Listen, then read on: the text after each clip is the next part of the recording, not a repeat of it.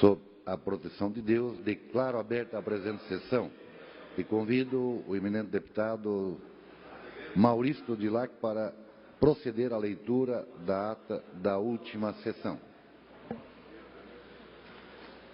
Senhor presidente, senhores deputados, ata da 78ª sessão ordinária da terceira sessão legislativa da 18ª legislatura da Assembleia Legislativa do Estado de Santa Catarina, realizada em 30 de agosto de 2017. Presidência, deputado Silvio Dreyfus, Maurício Skudlark. Secretarias, deputados Kennedy Nunes, Ana Paula Lima e Maurício Skudlark. Às 14 horas do dia 30 de agosto do ano de 2017, na cidade de Florianópolis, capital do estado de Santa Catarina, reuniu-se a Assembleia Legislativa em sessão ordinária. Havendo quórum regimental, o senhor presidente declarou abertos os trabalhos e convidou a senhora deputada Ana Paula Lima, terceira secretária, para proceder à leitura da ata da sessão anterior, que na sequência foi aprovada sem restrições. Expediente distribuído na sessão. Breves comunicações. Ocuparam a tribuna os senhores deputados Ismael dos Santos, César Valduga, Kennedy Nunes e a senhora deputada Ana Paula Lima. Grande expediente. Neste horário, destinado aos partidos políticos, ocuparam a tribuna os senhores deputados Maurício Skudlark, Bloco Parlamentar PP, PR, PSB, Manuel Mota, PMDB, Serafim Venzon, PSDB, Neudi Sareta, PT e César Valduga, PCdoB. Ato contínuo, o senhor presidente suspendeu a sessão até às 16 horas. Reaberta a sessão, o senhor presidente adentrou o próximo horário. Ordem do dia. O senhor presidente comunicou que a Comissão de Trabalho, Administração e Serviço Público apresentou parecer contrário ao ofício 622/2016 e parecer favorável aos ofícios 713/2015 e 576/2016. A Comissão de Constituição e Justiça apresentou parecer favorável ao ofício 308/2017. E a Comissão de Educação, Cultura e Desporto apresentou parecer favorável ao ofício 138/2010. Foi aprovado em turno único por maioria, com votos contrários dos senhores deputados Fernando Coruja, Dirceu Dresch, da senhora deputada Luciane Carminati, a admissibilidade da medida provisória 2013-2017, bem como, após ser discutido pelos senhores deputados Fernando Coruja, Maurício Skudlark, Dirceu Dresch, Darcy de Matos e Mauro de Nadal, foi aprovada em turno único por maioria de votos, com votos contrários dos senhores deputados Maurício Skudlark, Dirceu Dresch, Fernando Coruja e da senhora deputada Luciane Carminati, com abstenção do senhor deputado João Amin, a admissibilidade da medida provisória 214/2017. Foram aprovados em turno único os projetos de lei 155/2016, com emenda substitutiva global, e os de números 165, 195, 196 e 207/2017, bem como, em primeiro turno, os projetos de lei 063/2014, 228 e 271/2016, esses com emendas substitutivas globais, e os de número 176/17 com emenda supressiva, 587/2013 com emendas modificativas, aditivas e supressivas, e o de número 282/2017. Foram aprovados os pedidos de informação 092 a 094/2017 e as moções 150 a 153/2017.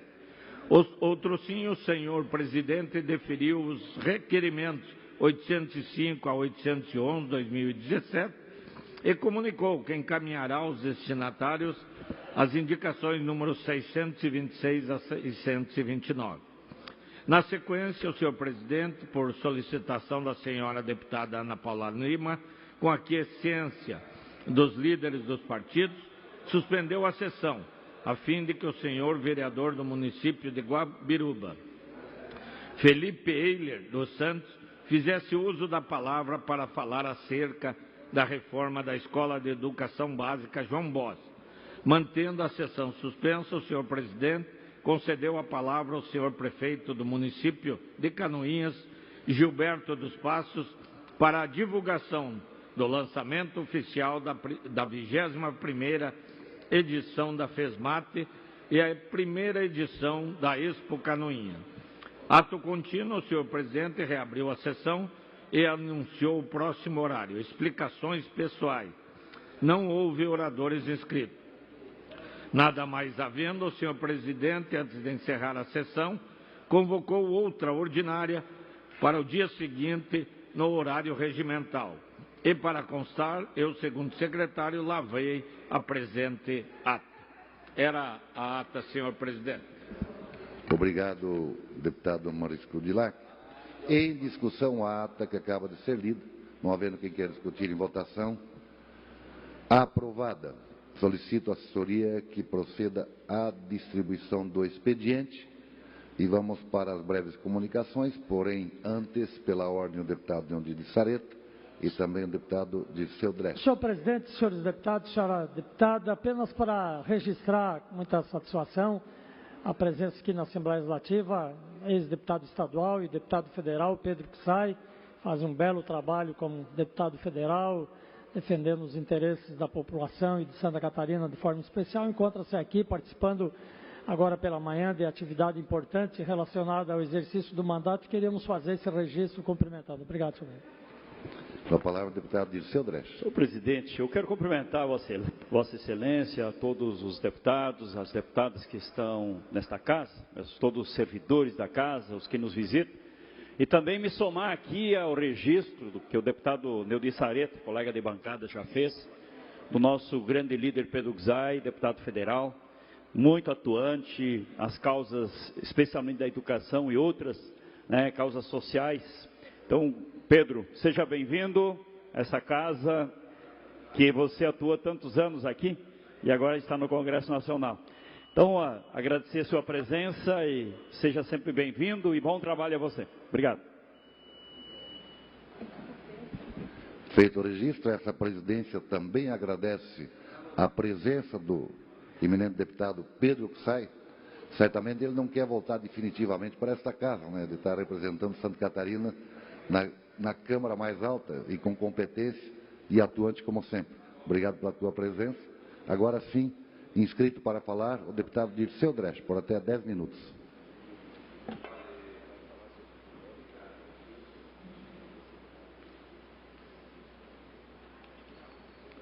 Muito bem, saudar o presidente, saudar os demais colegas deputados e deputadas, a todos que nos acompanham.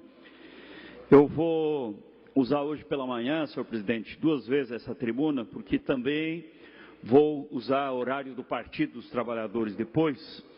E quero também aproveitar este dia de hoje, falar sobre toda a situação da nossa saúde pública do Estado. Então, vou usar o espaço do partido depois sobre isso. Mas quero agora, senhor presidente, e a todos que nos acompanham, falar de um outro momento delicado que passa a agricultura familiar catarinense, relacionado à situação, à crise, a preços, à economia dos pequenos e médios municípios catarinenses que tem no leite uma das grandes rendas hoje, mas não só olhando para a renda. O papel, além da renda do dinheiro, é o papel social de manter os nossos agricultores, nossas famílias rurais, ocupando as comunidades rurais do nosso estado, principalmente 3 regiões que vêm se destacando muito na produção leiteira, que em muitos momentos os agricultores chamam de nosso ouro branco, nosso ouro branco. Então, a região oeste, que hoje disparadamente é a maior produtora do estado, né? A região do Alto Vale do Itajaí e a região sul do estado, a região especialmente da encosta da Serra, região de Braço do Norte, que é a terceira região que mais produz leite no estado de Santa Catarina. Essa atividade, senhor presidente, que mantém de pé boa parte dos nossos municípios catarinenses. Os pequenos, especialmente, como o meu município de Saudades e outros municípios, que mensalmente têm milhões de reais que entram na economia local, além das empresas, as indústrias que geram emprego, geram impostos para esses municípios, como nós temos aí grandes empresas, como Aurora, Tirol, Piracanjuba e tantas outras, mas também as pequenas, deputado Maurício Cordilhar, que você conhece, nosso oeste. Lá no interior de Palmitos nós temos uma pequena agroindústria, que lá uma família produz o queijo e vende o queijo para Palmitos e toda a região, como tantas outras centenas e centenas de experiências lá no interior do sul do Brasil. Nós temos uma pequena indústria de queijo e produtos lácteos, lá em 13 de Maio, no sul, nós temos uma pequena indústria, enfim, todas as regiões do estado. Então, esta atividade, ela tem uma importância extraordinária, mas também um destaque no leite é a participação das mulheres, né? A participação feminina nesta atividade econômica, que traz, inclusive, mais autonomia financeira, inclusive, para as mulheres nas propriedades da agricultura familiar. Então, falar desta atividade é falar de uma atividade que hoje mexe com mais de 70 mil famílias em Santa Catarina. E esta semana nós tivemos em várias regiões do estado, como em terça-feira, inclusive, não estive aqui, esteve lá em Guaraciaba, num grande seminário regional do extremo oeste. Também aconteceu no dia de ontem em São Lourenço, à tarde, de manhã em São Lourenço, à tarde em Ceará e hoje à tarde em Chapecó. Debate sobre este tema, né, sobre esse tema da crise, dos problemas, da redução dos preços que os agricultores estão discutindo. Mas não é só isso. O importante não é só discutir esta atividade em momento de problemas, de crises. Nós temos que pensar aí.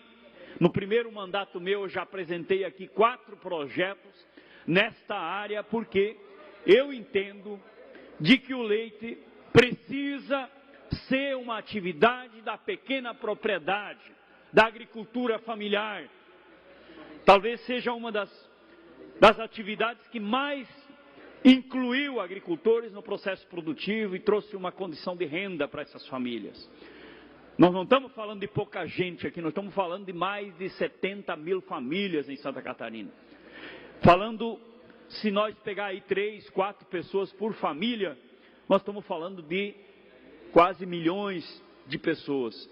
Então é isso, senhores deputados e a todos que nos acompanham, que nós precisamos ter capacidade de encarar este debate, e eu não tenho dúvida de que o Estado brasileiro, governo federal, governo estadual, governo municipal, tem que estar presente com políticas protetivas a esses agricultores.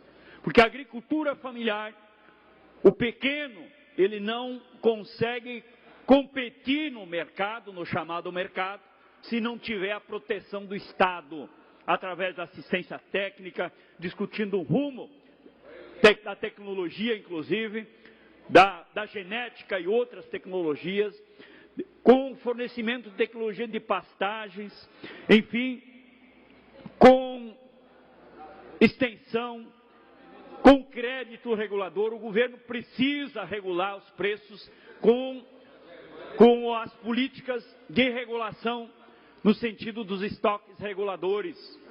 Momento de redução de preço, o governo tem que entrar comprando.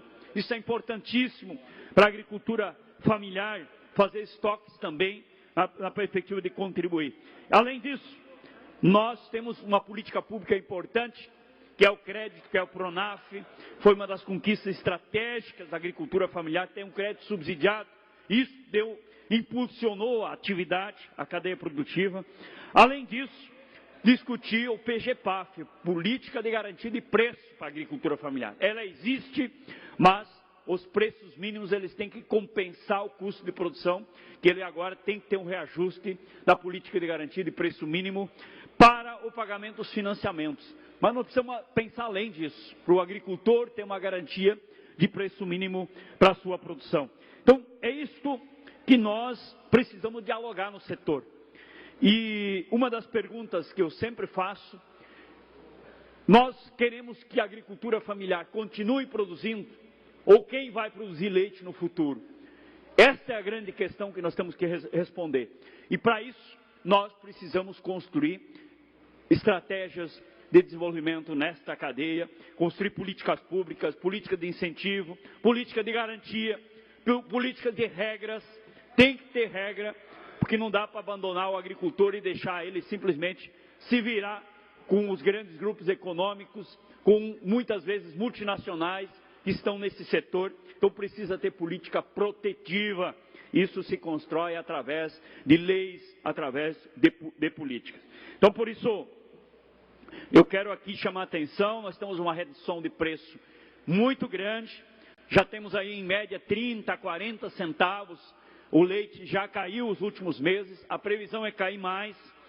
Além disso, nós inclusive temos uma outra situação que precisa ser encarada.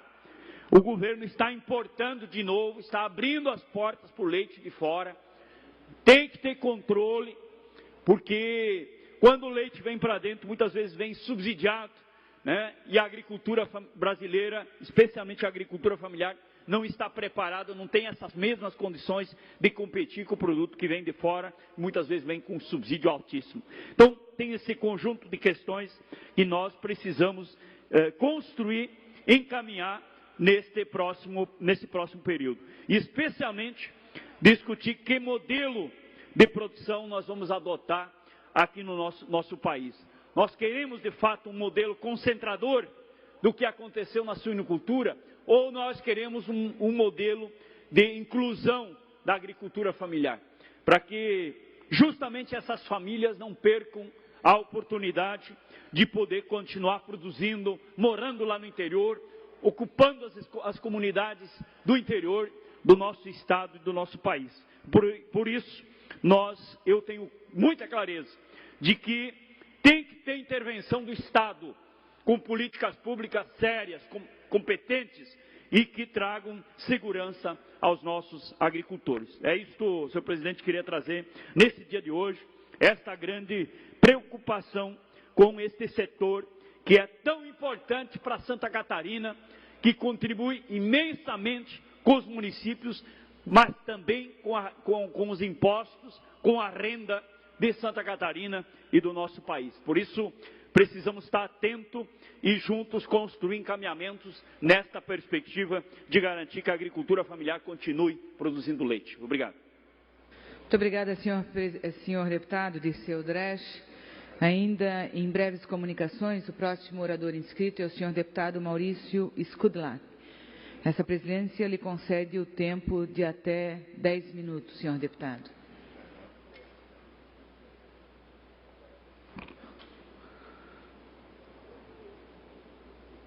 Obrigado, deputada Ana Paula, que preside essa sessão, senhores deputados, público que nos acompanha, lideranças aqui presentes, alguns que acompanham pela TVA, pela Rádio Alesc.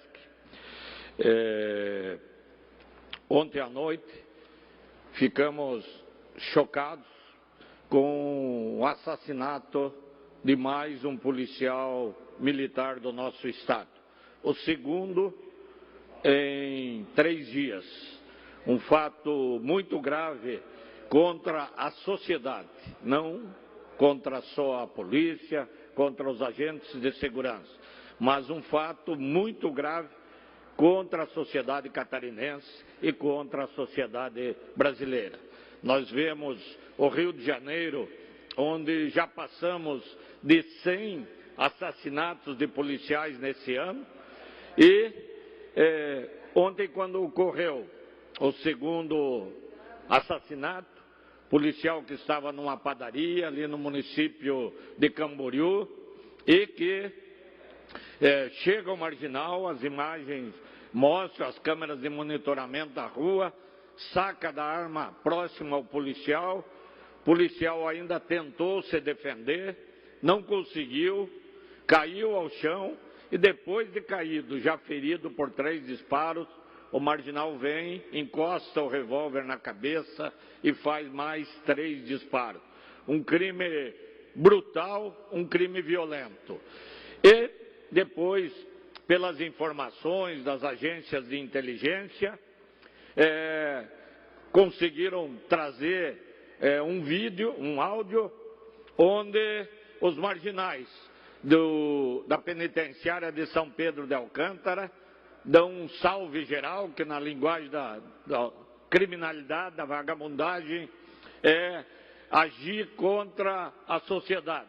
E ali determinando que nessa semana praticassem atentados contra órgãos públicos, contra delegacias, instalações policiais militares, instalações da Secretaria da Justiça, prefeituras e contra policiais. E ainda, num complemento da informação de que alguns menores em municípios como Itajaí, Navegantes, já tinham passado a informação de que para se sentir mais poderosos diante do crime organizado, diante do PGC, estavam dispostos a praticar esse tipo de crime. Aparentemente, pelas imagens do assassinato do policial militar em Camboriú, foi um menor que praticou, ele vem cara limpa, descoberto, e nós precisamos sim, a sociedade precisa dar uma resposta. Eu vi que o comandante-geral já passou a informação, mobilizou todos os policiais do Estado, assim como os policiais civis, assim como os agentes penitenciários, para que tomem o máximo cuidado e que todos se empenhem para esclarecer esse crime e na prisão dos marginais. Ontem à noite tivemos a informação de que do primeiro crime ocorrido em Joinville, quando um policial militar comprava um presente para o seu filho numa loja e que chegaram 2 marginais e atiraram. Não foram para assaltar, não foram nada. Eles foram lá para matar uma pessoa pelo fato dela ser da segurança pública do Estado de Santa Catarina. Isso nós não podemos permitir. Os deputados federais, eu ia falar, nós tínhamos a presença aqui de um deputado federal, deputados federais, senadores, têm que mudar a legislação urgente. Crime contra agente de segurança, contra agente da justiça, tem que ser inafiançável e sem direito à progressão de pena. Porque a lei, tem que mudar a lei, ela tem que ser mais rigorosa. A lei até é rigorosa. A lei estabelece para o homicídio qualificado de 20 a 30 anos. Mas ele fica 5, 10 anos em liberdade antes de ir a julgamento. E depois que ele é julgado, que ele é condenado, ele cumpre 1/6 da pena e já está na rua. Então, o que adianta a lei? Os direitos humanos só pensam no marginal, no vagabundo, nos direitos de quem pratica crime e não tem preocupação nenhuma com a segurança da sociedade, a segurança dos nossos policiais. Como é que sai um policial hoje para trabalhar? Como é que o filho de um policial que viu ontem na televisão que mais um foi assassinado vai ter atenção na aula, na professora, pensando onde que o seu pai vai estar e se ele é vítima ou não é vítima em potencial da criminalidade? Os filhos vão ficar em pânico, as famílias vão ficar em pânico. O policial não vai saber mais se ele tem que ir para a sua missão, ele tem que tomar cuidado lá da família, que também está sujeito a esse tipo de crime. Então, o Brasil tem que parar de brincar. A polícia é a última barreira contra o caos social. Os bandidos não têm mais medo de condenação, eles já estão condenados há 10, 20, 30 anos. Eles não vão mudar. Eles sabem que essa lei é uma vergonha. Só teria a possibilidade de fazer uma mudança se mudar a lei, se dizer que não tem mais fiança, se dizer que foi condenado a 20 anos, vai cumprir 20 anos. Então tem que ser feito alguma coisa com urgência. Ou vocês acham justo quem olha direitos humanos, o que está acontecendo no Rio de Janeiro? Jovens lá com família, mãe chorando, diz que a vida está despedaçada, a esposa destroça uma família. Nós não podemos ficar nesse faz de conta. Acordam senadores, deputados federais, olhem para baixo e vejam o que está acontecendo no nosso Brasil. Tem que mudar essa situação. Tem que ser pena rigorosa, crime inafiançável, sem direito à progressão de pena. Ou muda isso já, como mudaram, quando os assaltantes lá arrastaram o menino, daí mudaram a lei. Mas parece que tem que chegar ao caos, tem que chegar bem próximo da pessoa, para daí sim terem coragem de modificar a lei. Santa Catarina está de luto e está de sobreaviso, porque a gravação que foi captada do presídio é que, em razão da mudança de alguns do comando do PGC, que estavam em São Pedro de Alcântara, comandando a criminalidade, que estão e foram transferidos para presídios federais, essa semana é para a marginalidade ir para a rua e dar um salve geral, como eles dizem, que é atacar órgãos de segurança, órgãos da justiça, policiais, fala ali em juízes, enfim, todos ligados à justiça. Ou acordamos e somos fortes o suficiente para enfrentar essa situação, ou nós vamos enfrentar, sim, um caos social. Ouço o deputado Ken Nunes, que inclusive essa semana já falou aqui das tribunas da questão da criminalidade. Deputado, Vossa Excelência tem toda a razão em fazer esse apelo e essa conversa, mas eu gostaria de frisar algo muito importante da sua fala com relação aos direitos humanos. Eu acho que essa é uma oportunidade para aparecer os direitos humanos no velório do policial ali de Camboriú, porque eles não apareceram no velório do policial de Joinville, eles não apareceram no agente penitenciário de Joinville, eles não aparecem.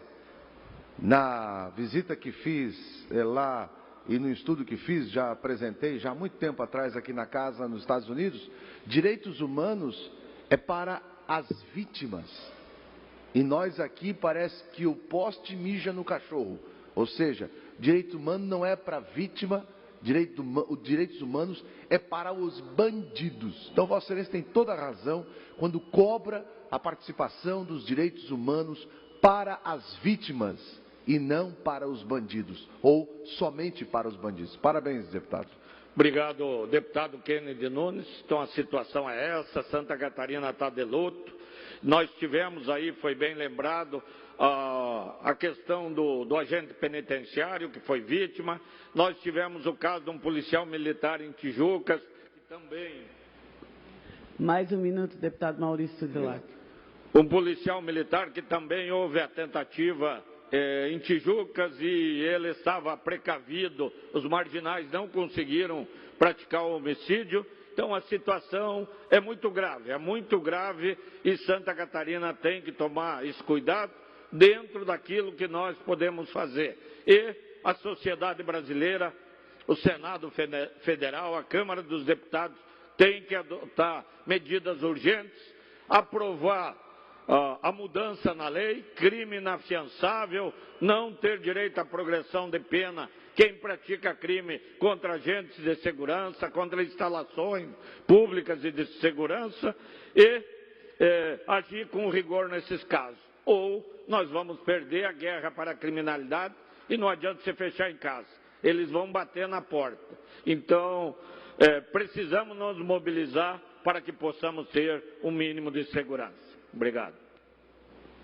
Ainda dando sequência em breves comunicações, nós teremos agora por 10 minutos a deputada Ana Paula Lima.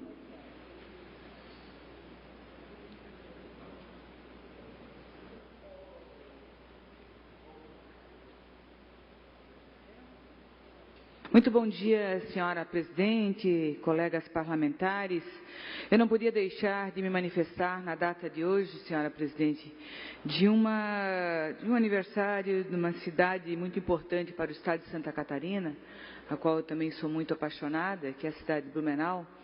Mas antes eu queria fazer aqui o registro de algumas personalidades que fazem visita a essa Casa de Leis, que vieram lá do município distante de Anita Garibaldi. Falo aqui e agradecer a presença da Simone Dutra, que é responsável, que é diretora da Escola José Borges da Silva, muito bem-vinda, juntamente com a Rafaela Dutra, também aluna daquele município de Anita Garibaldi, e da doutora Renata Dutra, que se faz presente a essa sessão ordinária da Assembleia Legislativa. Sejam todas muito bem-vindas. Senhores deputados, dia 2 de setembro, no próximo sábado, Blumenau completa 167 anos e a trajetória histórica dessa cidade tão importante para o estado de Santa Catarina e para o nosso país é muito emblemática. É um município catarinense que traz nas suas raízes a força desbravadora dos seus antepassados. Ela é conhecida no nosso país e também no exterior pela forte influência germânica que essa cidade foi abraçada e adotada por milhares de pessoas, e o grande mérito de encantar pelas riquezas culturais, pela natureza abundante e pela força daqueles que dela fazem o seu lar e que aqui aconchegam. Em 1850, 17 alemães vieram lá da distante Alemanha e vieram colonizar essa cidade tão importante. Em Blumenau, naquela região, margeada pelo rio Itajaí-Açu, lá chegaram esses 17 alemães, junto com o Dr. Otto Bruno Blumenau. A cidade de Blumenau, ela encanta pelo seu povo ordeiro, pelo seu povo trabalhador, pelo seu povo corajoso. E como é que é ser blumenauense? A nossa gente se caracteriza por seu espírito empreendedor, de uma incrível vocação para o pioneirismo. Bem como falei, em 1850 vieram apenas 17 alemães, que foram às terras doadas pelo nosso imperador, e conta a história que quando o imperador ofereceu para esses 17 alemães uma parte das nossas terras aqui em Santa Catarina, primeiramente ofereceram próximo ao litoral. E os alemães não queriam ficar próximo ao litoral, porque diziam a ele, Dr. Otto Bruno Blumenau, diziam que o litoral levava ao ócio. E os alemães vieram para trabalhar, para fazer agricultura, para serem empreendedores. Isso conta a história. Contudo, ainda o que é mais marcante em nossa cidade é a capacidade de superação, pois retiradas vezes foi testada diante dos desafios decorrentes dos desastres naturais. É um privilégio ter uma cidade margeada por um rio, mas Blumenau sofreu durante muitos anos e ultimamente também com pequena intensidade devido a todo o trabalho feito, né, com as comportas feitas no Alto Vale do Itajaí, mas nós sofremos muito com as enchentes. Possivelmente o símbolo maior de resiliência da nossa cidade se caracterizou pela nossa festa maior, que é a Oktoberfest. Depois de uma grande enchente em 1983, em 1984, em dois enchentes em agosto de 1984, foi criada então uma festa para animar a nossa população que depois de perder tudo, né, suas casas, seus objetos, a cidade ficou devastada, com o objetivo então de recuperar a nossa cidade, que foi duramente atingida pela cheia do rio Itajaí-Açu, e naquele ano 40% da nossa população e da região ficou desabrigada, mas não perdemos o ânimo. A diversidade cultural demonstra a sua extraordinária receptividade. Ao completar, então, no próximo dia 2 de setembro, 167 anos, Blumenau também é lembrada com muita justiça pela extraordinária capacidade de recomeçar, de superar-se, de enfrentar situações de absoluta tristeza e de absoluta destruição com a força do seu trabalho e também da solidariedade. Assim ocorreu em 83 e em 84, quando as enchentes assolaram a nossa cidade, e também no ano de 2008, em novembro de 2008, quando também sofremos com as chuvas e os deslizamentos que tanta destruição trouxeram. Transformamos isso em lágrimas de solidariedade e que em 1983, após a enchente, então, nós nos unimos para fazer essa festa maior, que hoje a Oktoberfest é conhecida, inclusive, internacionalmente. É uma das maiores festas brasileiras, perdendo apenas para o Carnaval, que é na cidade do Rio de Janeiro, e nós temos também muito orgulho e muito prazer em receber turistas do mundo todo. Assim é a nossa gente de Blumenau. A outra característica da nossa cidade, dessa cidade guerreira, é a diversidade de empresas e de serviços, principalmente na década de 70, de 80, era a indústria têxtil, agora nós estamos nas empresas de serviços e também na área da tecnologia, do TI. É uma forma heterogênea que abriga um polo industrial e comercial muito forte, inclusive refletindo na região do Médio Vale do Itajaí. Por outro lado, também temos a conservação e o respeito às tradições, não somente germânicas. Eu falei aqui da Oktoberfest, mas Blumenau também hoje abriga uma festa muito bonita, que é a Festa Itália, que é organizada também por uma comunidade de italianos da nossa cidade, que ali, através das festas, das danças folclóricas e também de uma vasta gastronomia, demonstra o inesgotável alegria do nosso povo e é, com certeza, um futuro bem alicerçado nas raízes culturais que emprestam qualidades magníficas aos jovens para que sigam o caminho desbravado pelos nossos antepassados. Então é preciso honrar, é preciso cuidar dessa cidade tão importante através do incremento econômico e do zelo pela rica história daqueles que construíram Blumenau, que construíram também e herdaram, né, a grandiosa honra de conduzir o nosso município rumo ao desenvolvimento. Essa é uma excelente forma de homenagear a nossa querida cidade e Blumenau precisa e merece. Senhor deputado Maurício Skudlak, então fica aqui o convite no dia 2 de setembro. Eu acho que Blumenau é uma das cidades que faz mais desfile. Nós fizemos desfile e comemoramos e celebramos com muita alegria. E é muito importante isso. Então, dia 2 de setembro, nós temos os festejos na cidade de Blumenau. Quero aqui convidar os meus colegas parlamentares para o belíssimo desfile que se faz presente na Rua 15 de Novembro, começando às 9 horas, com as homenagens ao fundador da cidade, Dr. Blumenau, ali no mausoléu, onde estão enterrados restos mortais dele e da sua família. E logo após esses festejos, nós temos, então, um belíssimo desfile pela Rua 15 de Novembro, que é uma rua lindíssima também, toda repaginada, toda modificada, muito bonita, na época do prefeito Décio Lima. Então, ficou um belo cartão postal também para a nossa cidade. Então, fica o convite, parabéns a Blumenau, parabéns a todos os alemães, os açorianos, os italianos, essa imigração e essa miscigenação de etnias que tem na nossa cidade e que faz Blumenau ser uma cidade diferenciada, ser uma cidade honrada e que muito nos orgulha. 167 anos de muita luta, de muita garra, de muitos festejos, de muita tradição e principalmente de muita hospitalidade, acolhendo a todos que lá chegam. Muito obrigada, senhor presidente. Obrigado, deputada Ana Paula Lima. Nós passamos agora ao horário dos partidos políticos. Hoje o primeiro horário pertence ao PT. Com a palavra, o líder deputado Dirceu Dresch, por até 7 minutos.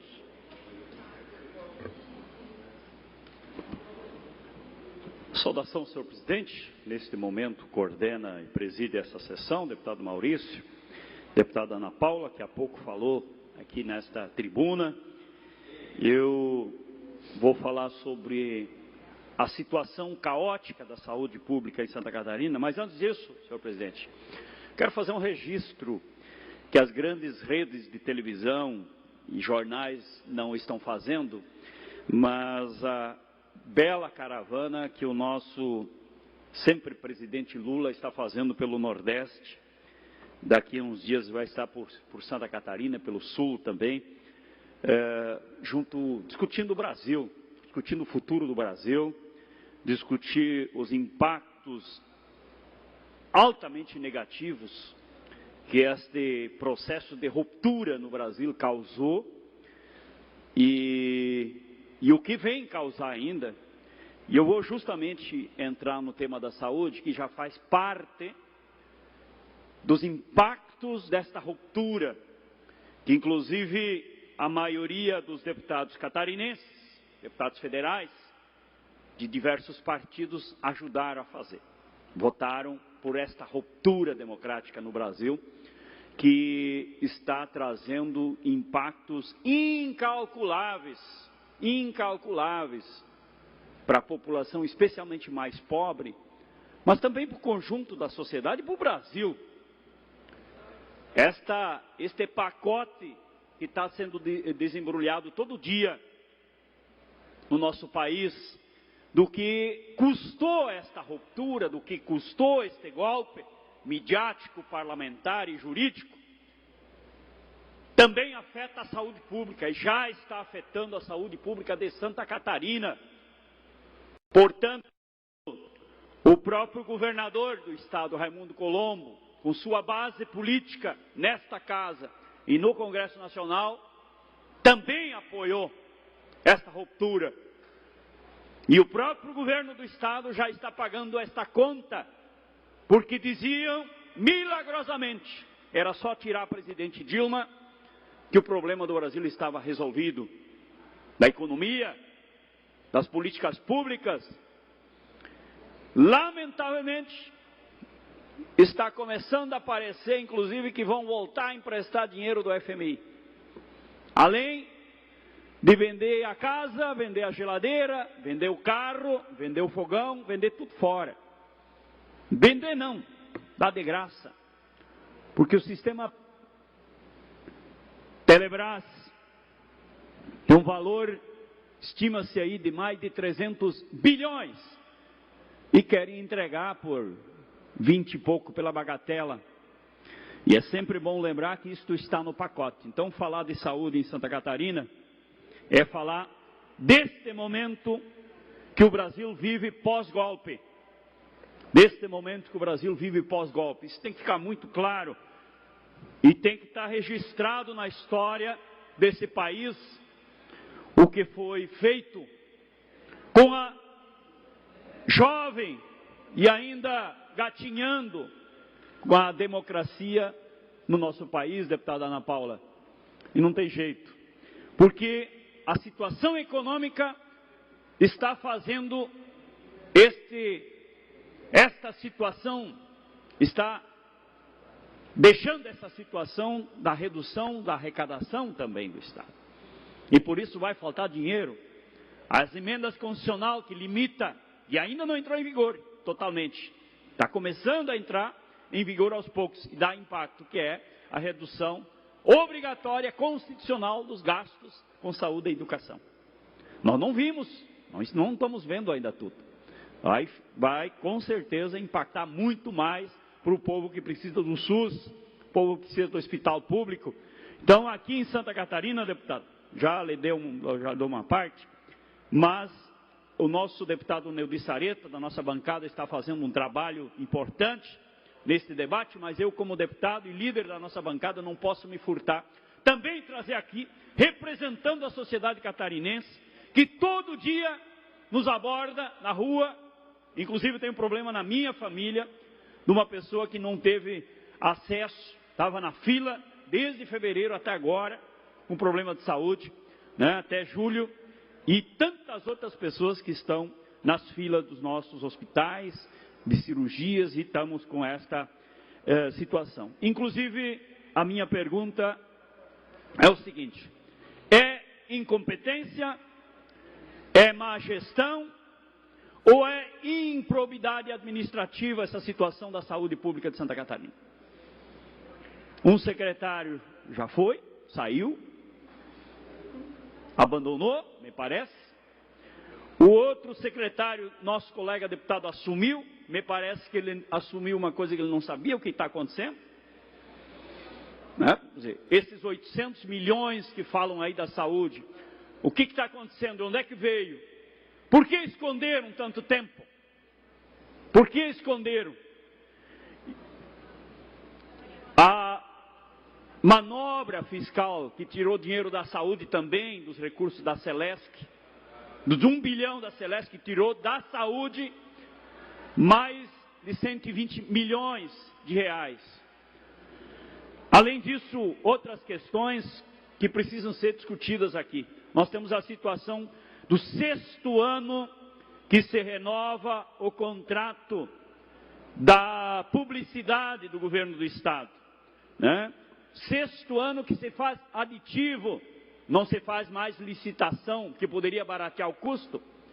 E, por incrível que pareça, deputada Ana Paula, a mesma empresa que fez a campanha do seu governador, Raimundo Colombo, é a empresa que está levando mais recursos e aditivos atrás de aditivos da publicidade do Estado. Então, isto precisa ser esclarecido, onde é que está o dinheiro da saúde. Por isso, eu entendo que até caberia, sim, e nós vamos discutir isso, uma possibilidade de abrir uma CPI sobre esse tema da saúde. Eu quero, inclusive, fazer uma pergunta: onde é que está o governador nesse tema? Ele tem que se pronunciar publicamente sobre essa situação. Segundo o acordo dos partidos aí, deputado, o horário dos partidos não pode ter prorrogação. Fosse permitido, com muito gosto, teria para que Vossa Excelência prosseguisse nesse importante debate. O horário agora pertence ao PSC, ao PSDB, nenhum orador inscrito dos partidos. O bloco parlamentar PP, PR, PSB também não fará uso. O próximo horário pertence ao PMDB. Com a palavra, deputado Valdir Cobalcini, que tem até 15 minutos para fazer uso da tribuna. Com a palavra, então, deputado PMDB, Valdir Cobalcini.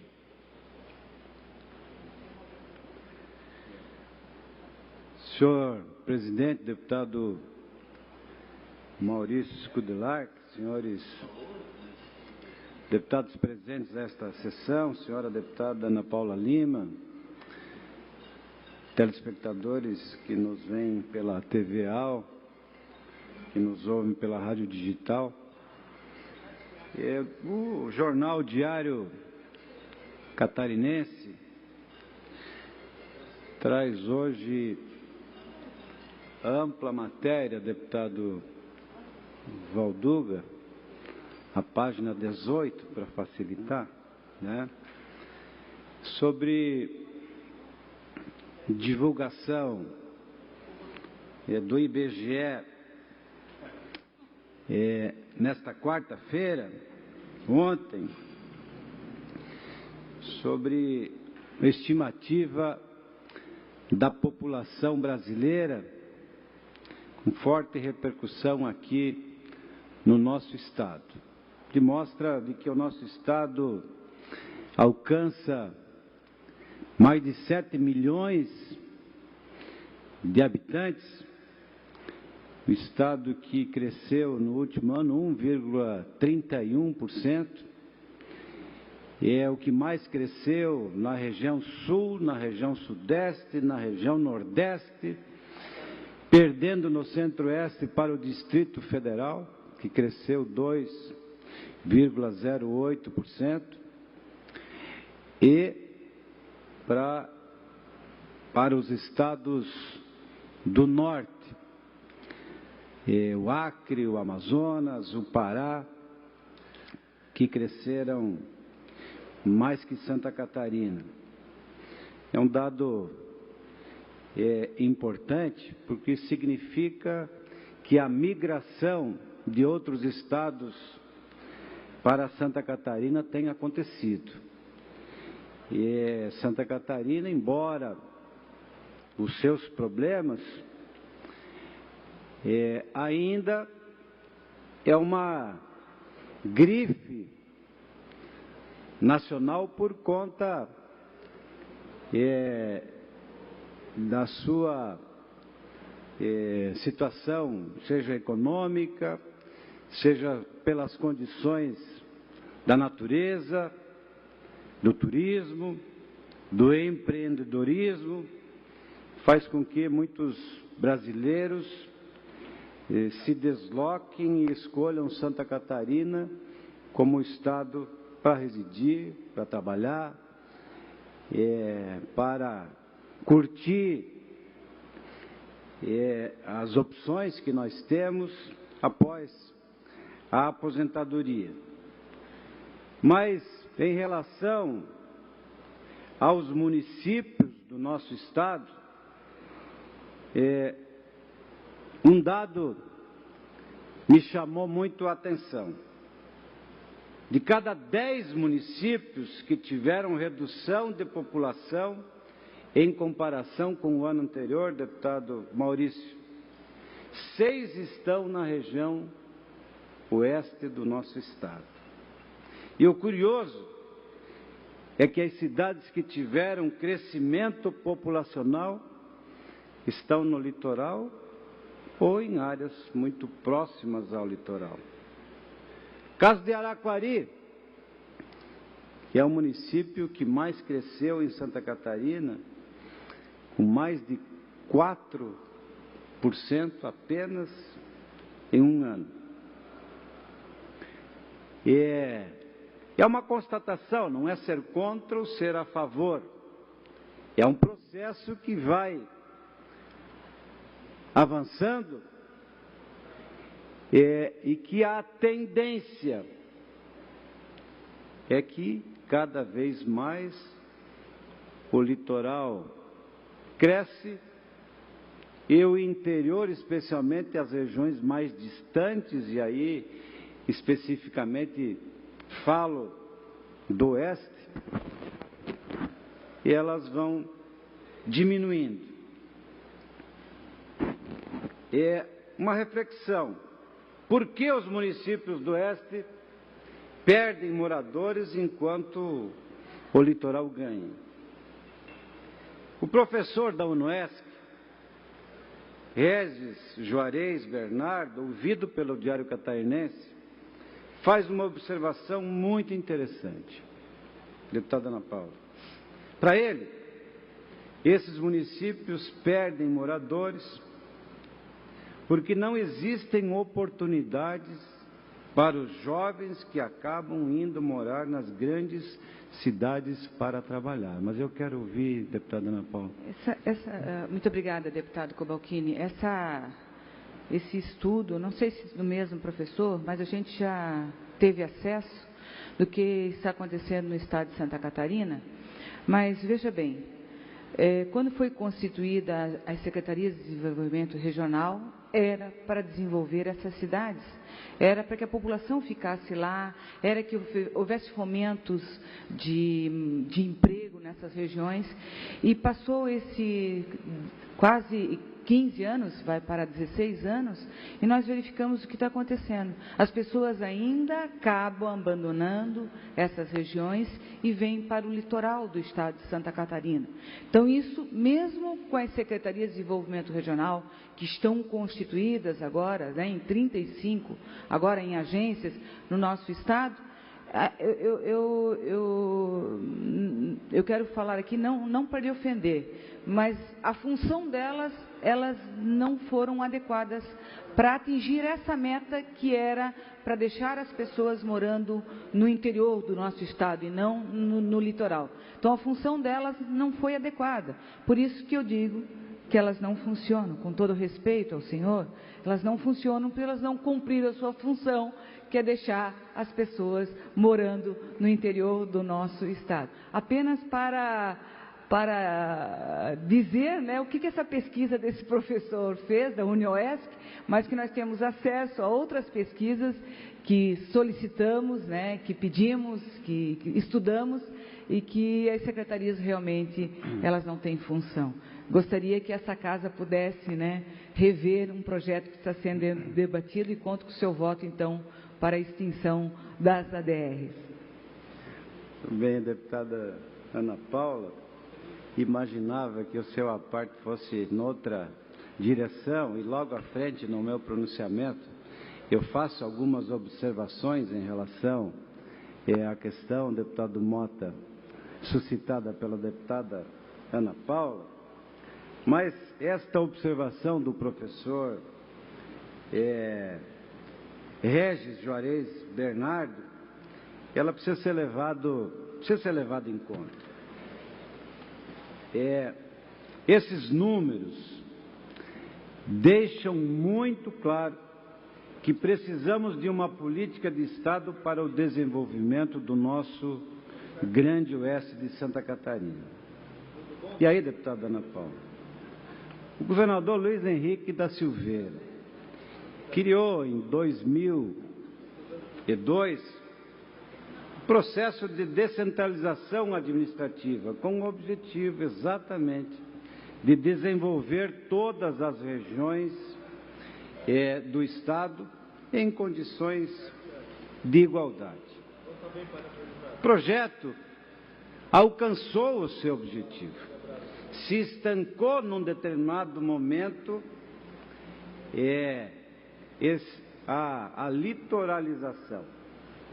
É um processo que ele avança na medida em que a descentralização, ou as ADRs, ou as SDRs, estão sendo, obviamente, que de forma deliberada, estão sendo esvaziadas e elas não cumprem mais o objetivo proposto pelo governador Luiz Henrique. Nós acompanhamos nos últimos anos de que realmente, da forma como elas se encontram, não faz mais sentido. E o projeto que Vossa Excelência, deputada Ana Paula, apresentou, assim como o projeto apresentado pelo deputado Dóia, e eu fui escolhido como relator, nós vamos responder nos próximos, estaremos encaminhando uma diligência para que a gente possa ter números oficiais e não apenas um discurso do achômetro. Nós vamos encaminhar a Secretaria da Administração, a Secretaria de Fazenda, a Secretaria de Planejamento, algumas indagações, e depois de termos em mãos as respostas que pretendemos, aí sim nós vamos fazer o relatório e o voto e submeter a julgamento das comissões e depois, posteriormente, aqui em plenário, se for o caso. Mas eu, deputado, ouço com alegria, deputado Mota. Eu quero cumprimentar o eminente deputado Valdir Cobalcini, porque com esse seu pronunciamento, você está colocando que vai ouvir os setores. Isso é fundamental, até para que a sociedade tenha conhecimento, né, que aquilo que se prega aqui é uma peça, não é uma verdade, né? A verdade não foi pregada em nenhum momento, porque cada secretaria tem de fora do governo 5 pessoas. Então não significa custo nenhum para o governo, é muito pouquinho o custo para o governo. Então aquele negócio que vai dar para pagar saúde, vai dar para pagar dinheiro para educação, então não é uma peça, não é uma verdade. Quer dizer, nós precisamos encontrar a verdade, porque se o governo Luiz Henrique administrou 8 anos o Estado, fez muito poucos financiamento e manteve o Estado fazendo obra, fazendo realização, realizando sonhos. E o Estado de Santa Catarina cresceu e cresceu muito, manteve o Estado equilibradíssimo. Então a Secretaria de Desenvolvimento Regional foi uma peça fundamental. Quer dizer, foi uma peça importante para Santa Catarina. Quer dizer, se o país tivesse descentralizado, não estaria todo o dinheiro em Brasília, não estaria a roubalheira em Brasília, que acabaram com o Brasil, porque está tudo concentrado, o dinheiro em Brasília, e a roubalheira em Brasília. Então a descentralização tinha que ser em Brasília, foi feito aqui em Santa Catarina. Então nós estamos vivendo alguns momentos que precisa colocar em prática, precisa colocar as coisas e falar a verdade. O Brasil concentrou tudo em Brasília, está tudo lá, é dinheiro demais, e aí se perderam. Aí misturaram dinheiro de um bolso de um lado, um bolso do outro, não sabia qual era o dele, misturaram tudo e está aí a roubalheira toda. E é preciso agora, nós esperamos que em 2018 nós precisamos acender alguma luz para que nós possamos dar esperança ao povo brasileiro. Dar esperança, né, da seriedade, esperança de acender luz para gerar emprego e renda com seriedade, com competência, com capacidade. Agora, nós não podemos fazer política em cima de ilusão, em cima daquilo que é nuvem, não se vê esperança. Nós precisamos ver luz e esperança para o povo brasileiro. Então eu queria aqui cumprimentar você, parabenizar pelo seu pronunciamento e dizer que são fatos reais. Você está colocando com muita precisão e por isso tenho certeza que nós ainda vamos acender a luz da esperança em Santa Catarina, porque a descentralização foi um fato real de Luiz Henrique da Silveira. Parabéns pelo seu pronunciamento. Obrigado, deputado Mota. E, ao mesmo tempo, também eu parabenizo pelo seu a parte sempre lúcido, deputado Mota. Traz aqui uma informação precisa. A centralização ou a concentração facilita a corrupção. Está longe dos olhos da população que fiscaliza. Quando você descentraliza, você chega próximo do cidadão. Nós defendemos, pode haver mudança em relação a SDR ou ADR. Agora, o processo de descentralização, esse não pode acabar. Voltar ao tempo da decisão de uma caneta, de uma pessoa em Florianópolis, isso creio que é uma conquista que nós alcançamos, que nós não podemos mais abrir mão. Já estamos com o nosso tempo estourando, nós vamos prosseguir. A única resposta que eu já antecipo, deputada Ana Paula, são apenas 350 comissionados. O resto são efetivos. Mesmo com a extinção, essas funções vão continuar. Obrigado, deputado Valdir Cobalcini. Ainda no horário dos partidos políticos, nós temos horário destinado ao PSD, mas não temos nenhum parlamentar inscrito. Passamos então para a ordem do dia. Esta presidência comunica que defere os seguintes requerimentos. Requerimento 812, deputado Valdir Cobalcini. Requerimento 813, autor deputado Altair Silva. Requerimentos 814, 815, 817 e 818, autor deputado Antônio Aguiar. Requerimento 816, autor deputado César Valduca. Esta presidência comunica que encaminhará aos destinatários, conforme determina o regimento interno, as seguintes indicações. Indicação 630, autor deputado Neudi Sareta. Nesse momento, atendendo o requerimento do deputado César Valduca, esta presidência suspende a sessão para que o senhor Volney Adilson da Rocha Chucre, secretário de Comunicação do Sindicato dos Trabalhadores do Serviço Público Estadual de Santa Catarina, a fim de que ele possa explanar sobre a situação do sistema prisional no estado de Santa Catarina. Pode...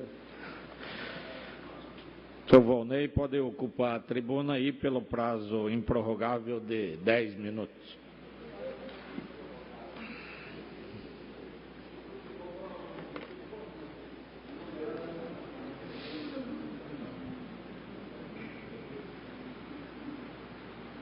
Bom dia a todos e a todas. Cumprimentar o presidente da mesa, a deputada da mesa, enfim, cumprimentando a todos aqui em nome da Ana Paula, a gente cumprimenta todos os deputados e deputadas desta casa, agradecer primeiramente à Frente Parlamentar em Defesa do Serviço Público e das Empresas Públicas, cuja presidência é o deputado Valduga, agradecer a possibilidade de a gente vir a esta casa e explanar ao povo catarinense a situação do sistema prisional sob o ponto de vista dos trabalhadores nesse sistema, sob o ponto de vista do Sindicato dos Servidores Públicos do Estado. Nós temos visto na imprensa uma série de questões ligadas ao sistema prisional. Então, nós temos denúncias de superfaturamento de construção, nós temos denúncias de que há, dentro do sistema prisional, uma dupla listagem, quer dizer, uma dupla leitura de listagem de presos, colocando a maior em determinadas situações, tem mais preso do que realmente tem, às vezes a menor, para justificar que não há superlotação para a justiça. Nós temos tido uma série de denúncias de falta de servidores públicos no sistema prisional,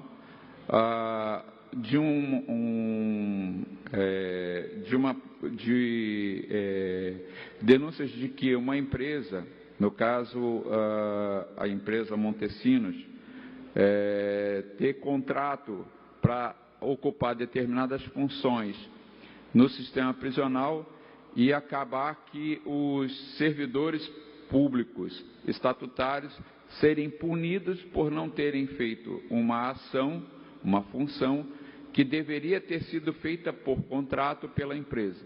Então, essas situações todas a gente quer vir aqui levantar, porque a nossa luta é a luta contra essa terceirização, contra a privatização, contra o sucateamento que está acontecendo dentro do sistema prisional e que a gente precisa combater e que a sociedade catarinense precisa combater. Nós entendemos que toda essa situação, ela é fruto desse desprezo que se dá para o sistema, né, esse sucateamento que se dá para o sistema, essa terceirização, essa privatização, porque isso encoberta determinados interesses que são tão escusos que a gente precisa investigar.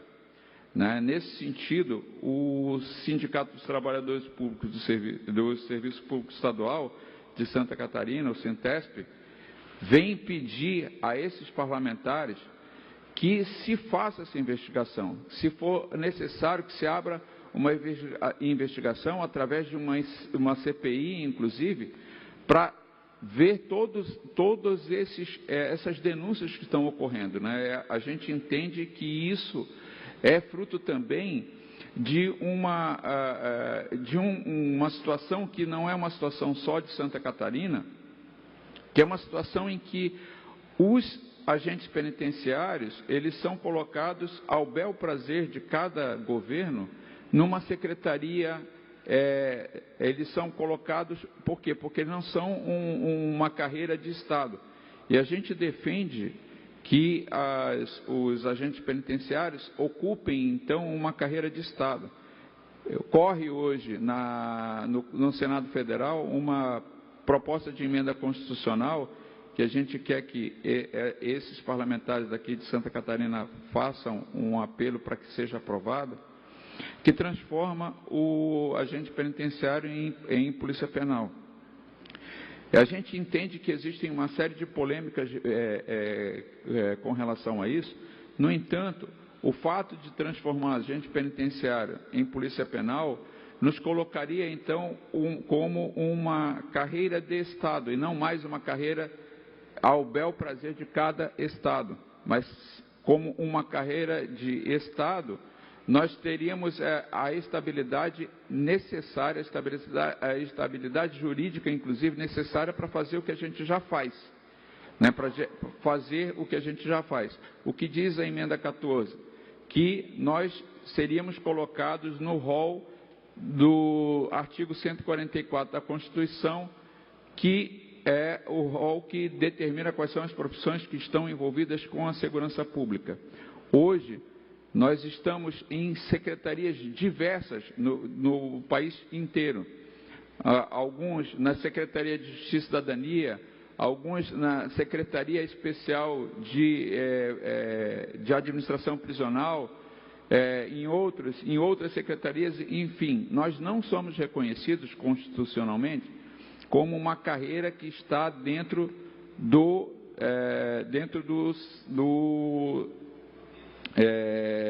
da segurança pública. Então, porque ela não está no artigo 144 da Constituição. E essa é uma reivindicação que a gente faz desde 2004 com uma outra PEC, só que essa está na Câmara dos Deputados, que é a PEC 308 de 2004. Então, essas são as reivindicações que a gente vem apresentar, do ponto de vista das reivindicações, mas o principal é ser contra, se colocar contra a terceirização e a precarização de todo o sistema, que é o que a gente está vendo nesse momento. Né? Existem várias denúncias. O Sintesp reuniu um dossiê dos últimos tempos, não de todo o tempo, mas dos últimos tempos, com as manchetes dos jornais, as tribunas dos jornais, que a gente vai deixar uma cópia com a frente parlamentar, na pessoa do deputado Valduga, que preside essa frente. Né? Gostaríamos de deixar com o presidente da mesa também uma cópia, no sentido de se discutir dentro do parlamento a possibilidade, inclusive, de, diante de tanta denúncia, se fazer dentro dessa Assembleia uma CPI do sistema prisional. Porque isso poderia apontar, por exemplo, aquilo que o próprio TCE já apresentou, das várias irregularidades que o TCE levantou já no ano de 2014, das várias irregularidades que o Ministério Público tem feito via as denúncias que o Sintesp tem feito. Foi feita a denúncia em Tubarão, das péssimas condições que lá aconteciam.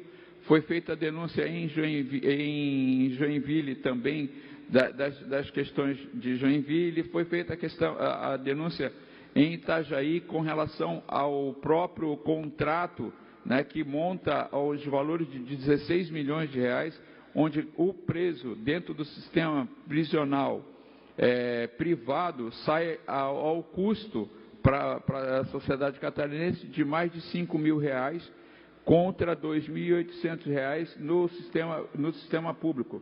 Então, isso tudo precisa ser investigado, isso tudo precisa ser denunciado, e a sociedade catarinense precisa saber o que está acontecendo dentro do sistema prisional, e por isso o Sintesp vem a essa tribuna para apresentar esse debate, para que os deputados possam, então, diante dessas informações, se debaterem esse sistema, debaterem essa questão, debaterem o que pode ser melhorado. A gente entende que sempre que se faz uma comissão parlamentar de inquérito, sempre que se faz uma investigação, como foi feita com o TCE, a gente vai ver que existem irregularidades e que precisam ser solucionadas. Então, que a própria Assembleia possa, então, diante desse debate, fazer essa CPI e apresentar soluções para o sistema, porque isso não é uma coisa só do governo do Estado, é uma situação que atinge toda a sociedade catarinense e que, portanto, precisa, nesse sentido, ter uma solução, e por isso o Sintesp vem aqui nesse sentido e pede para que os deputados se debrucem neste debate. Aí a gente gostaria de agradecer mais uma vez e estamos à disposição para responder qualquer pergunta, se assim for o caso. Obrigado, senhor Volney. Com a palavra, pela ordem, ao deputado César Valduca. Cumprimentar Vossa Excelência, saudar o Volney, que aqui representa, nesse momento, o Sintesp, e também saudar os seus diretores, que também se fazem presente.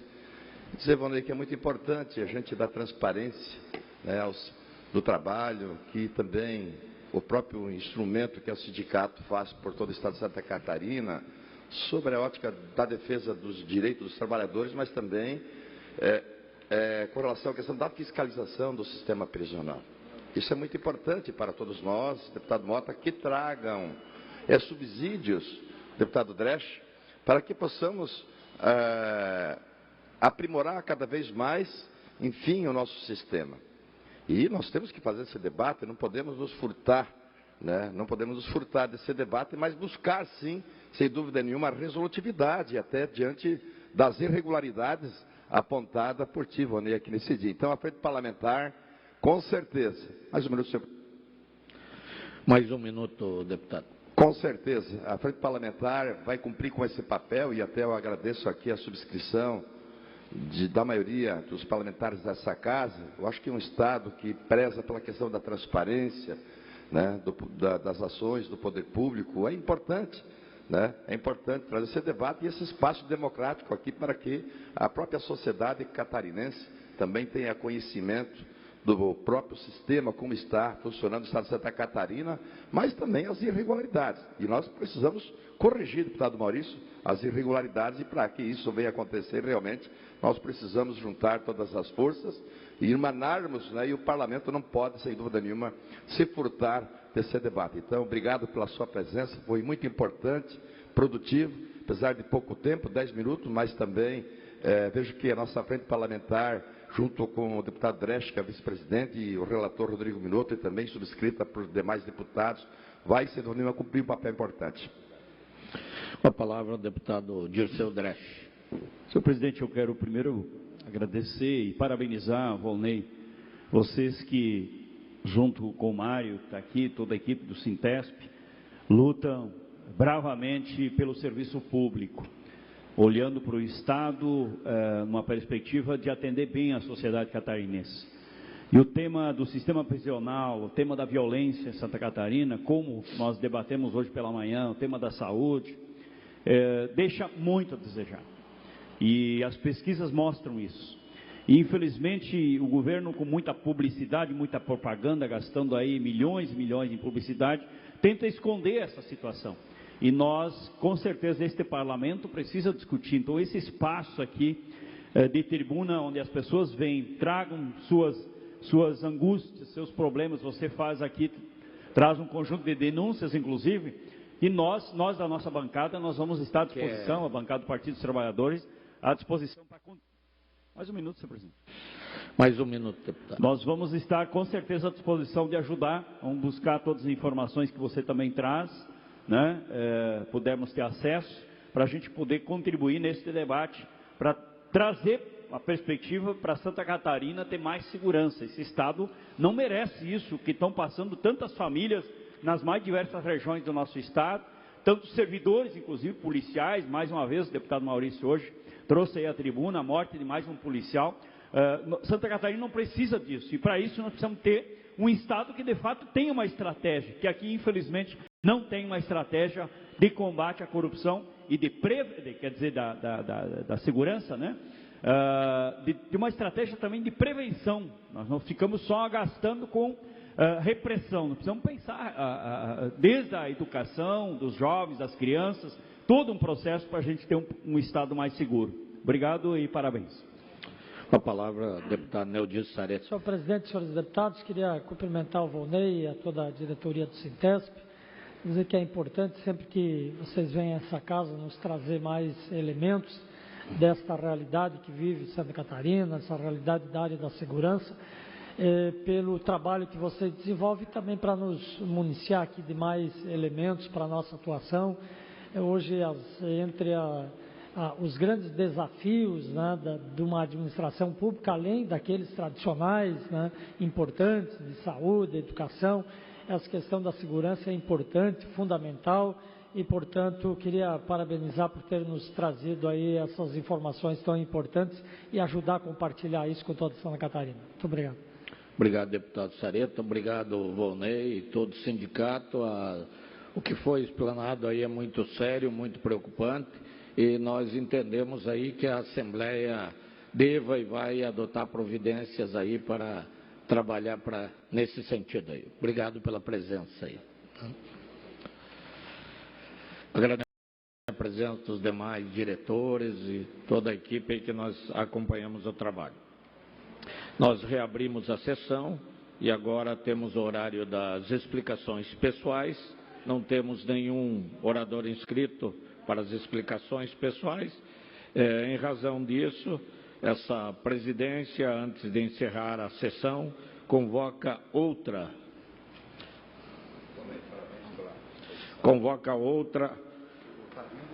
sessão solene para segunda-feira, às 19 horas, em Porto União, em comemoração ao centenário de fundação do município. Então, segunda-feira, às 19 horas, teremos uma sessão solene em Porto União.